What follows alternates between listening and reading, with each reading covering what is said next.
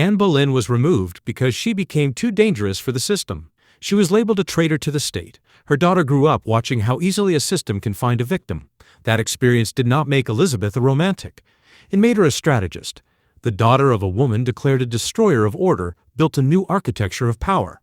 And it was on that foundation that England began to transform into a new type of state. The childhood and education of Anne Boleyn. Anne was born around 1501 into an English aristocratic family. From childhood, she was prepared for life at court. She studied Latin, French, Italian, religious texts, and literature. For a girl in the early 16th century, this level of education was rare. Her upbringing included court manners, etiquette, and the expected role of a woman at court. At around the age of 14, Anne became a lady-in-waiting to Queen Catherine of Aragon. This was a typical path for girls of her social rank. The duties of a lady-in-waiting were varied. She helped the queen with clothing, accompanied her at official ceremonies, participated in religious processions, and assisted with the everyday routines of court life. But at the same time, Anne was learning how to read the court, who held influence, who was jealous, and who was weaving intrigues. Her relationship with Catherine was formal but respectful. Anne learned how to act softly but firmly, not breaking the rules, yet maintaining her own influence. Henry VIII noticed Anne around 1525 to 1526. The King of England was a man of enormous power, but at that time deeply vulnerable. His marriage to Catherine of Aragon had not produced a male heir, and the future of the Tudor dynasty was at stake. Anne stood out among the other women at court, not only for her appearance, but for her education and intelligence. Henry noticed her in the halls of the palace. She moved with grace, but did not conform to the usual expectations of submissive court ladies. That alone attracted the attention of a king accustomed to obedience. Chronicles and court letters record that the king paid more attention to Anne than to other ladies in waiting.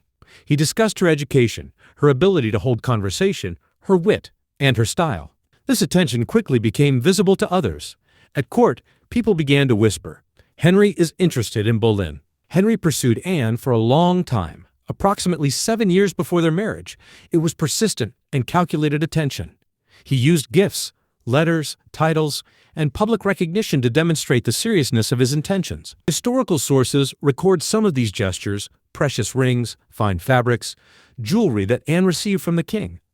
Letters from Henry contained compliments and invitations to meet. He ensured that Anne had a prominent place at court events, giving her opportunities to shine through her education and conversational skills. Anne did not immediately yield. She remained cautious and protected her reputation. She understood that any mistake at the king's court could cost a woman her position or her life. For Henry, Anne was both a personal and political issue. He needed a marriage that would produce a son to secure the dynasty. By the mid-1520s, Henry VIII decided to marry Anne Boleyn. This decision required enormous political and religious change. Pope Clement VII refused to grant an annulment of Henry's marriage to Catherine of Aragon, despite pressure and arguments about the illegality of the marriage, since Henry had married his brother's widow, which was considered forbidden under church law. Henry acted radically. He began creating an alternative church structure in England, where he himself became head of the church, independent from the Pope. This was a step that permanently changed the religious landscape of England. He secured the annulment through the new Church of England and married Anne in January 1533. Anne became a symbol of the new order, and at the same time, a target for criticism and suspicion. The beginning of the end. The first signs of crisis appeared almost immediately after the birth of their daughter, Elizabeth. Henry desperately wanted a son. The birth of a daughter was a blow to the king and a signal to the court that things were not going according to plan. Court factions began to plot against Anne. Her independence, her influence over the king, and her role in political decisions provoked jealousy and hostility. Rumors spread about the legitimacy of the marriage and the future of the succession. Henry grew increasingly disappointed. Tension escalated. Intrigues intensified. Soon, formal accusations were prepared against Anne that she had affairs with several men at court, that she participated in a plot against the king, and that she used magical charms. The evidence was based on rumors and political manipulation. Anne was arrested on May 2nd, 1536, and imprisoned in the Tower of London. The trial was a formality. The goal was to remove the Queen and clear the way for Henry to marry Jane Seymour. The court claimed that Anne had participated in plans against Henry's life. The indictment also mentioned charms and enchantments, allegedly used to win the king's heart or harm Catherine of Aragon. Such accusations were typical for the 16th century. A powerful and unconventional woman could easily be portrayed as dangerous or unnatural. On the morning of May 19, 1536, Anne was led to the scaffold at the Tower.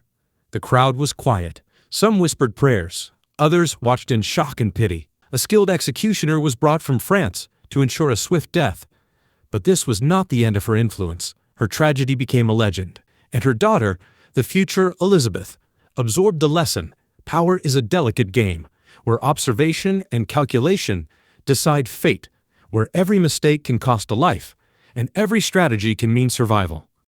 Elizabeth, from disgraced child to queen. Elizabeth was born in 1533. From birth, her life was tied to politics and intrigue. After her mother's execution, Elizabeth's position became unstable. She was declared illegitimate in the eyes of the court. Her status was fragile. Yet even then, her ability to survive in a dangerous environment began to form.